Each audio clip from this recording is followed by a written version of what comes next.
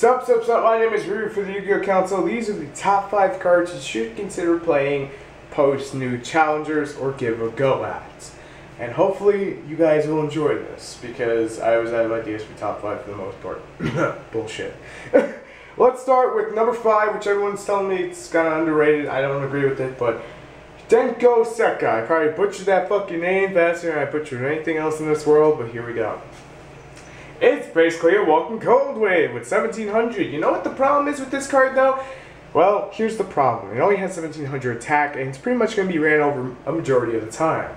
Now, given that if your opponent's runs something like Burning Abyss, this may be easier to, well, do shit with, because Burning Abyss don't have big monsters. Hence, you should think about giving this card a go. Killer Forts, majority of the time, are going to jump over it. Keyword, majority of the time. It's mainly designed to slow down back row and to slow down the Vanity's Emptiness, the Scout plays, the Skill Drain plays, that we're going to be talking about throughout this entire video. So that makes the number 5 spot. Let's move on to number 4. Number 4 being Fairy Wind. Now why Fairy Wind? Well, here's the thing for you. Just in case people decide to use it, I'm going to say it. Towers, aka Killer Fort Towers now, as it's going to be known in TCG lands. Basically, the main problem with this is if they get it out, it's near invincible unless you have BLs. Cut to BLs. Fairy Wind allows you, when they have both Pendulum Zones there, or if you're playing against Fire Fist, or they have Skill Drain, or Vanity's Emptiness, or something to cock block you into next week that's called back row, that's face up on the field, then you play Fairy Wind. This can also work for Killer Forts if you're running Anti-Spell Fragrance, because Anti-Spell Fragrance would also slow them down.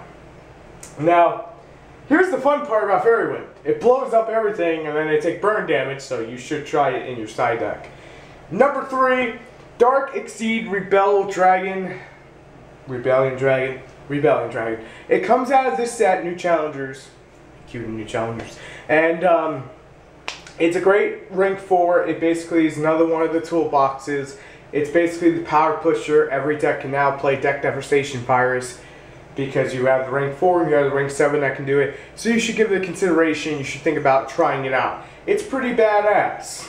And if that doesn't float your boat, Epidemic Virus. I think most of us would agree there's a good majority of this game that relies on backer right now, and the ability to take out Vanity's Emptiness from your opponent's hand is really fucking nice.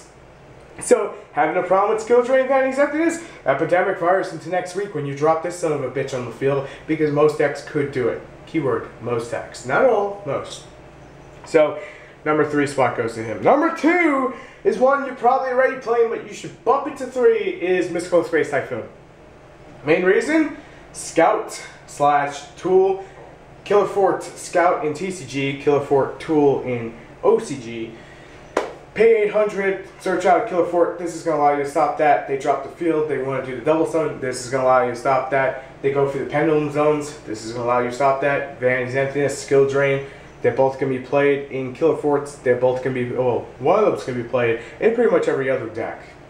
Sometimes you may come across against a Burning Abyss player that thinks it's fun to run Skill Drain. You never know. So this is also good. If you're weak to Macros Cosmos, I'm looking at you over there, Burning Abyss and Soul Drain and everything else that hurts your deck. Shadow Prison Mirrors, Lighting Prison Mirrors. MST is going to be your best friend for this upcoming format. So why not bump it to 3? Either main deck it at 3 or side it at 3, your preference. Number 1 spot, and it's going to be a little bit odd to have this at number 1, is actually 3 cards. It's actually 3, well, I'm sorry, 2 cards. Raigeki Break and Phoenix Wind Blast. Now, why in the fuck are there 2 here and not 1? They kind of have the same design on everything, except that Raigeki Break is a little bit better right now for the sheer fact you don't want Killer Fort Tool going back to the top of the deck and then getting it next turn and then doing it, because everything you just did is pointless. I mean, if you play Raigeki Break, it'll go on top of the extra deck, yes, but at least they can't take the search, which slows them the fuck on down. Another option I'm just going to mention real quick is Mistake. Mistake, Shared Ride. Consider these 2 cards. If I don't edit in the photos, I'm sorry, I should be. Back to Raigeki Break and Phoenix Wind Blast.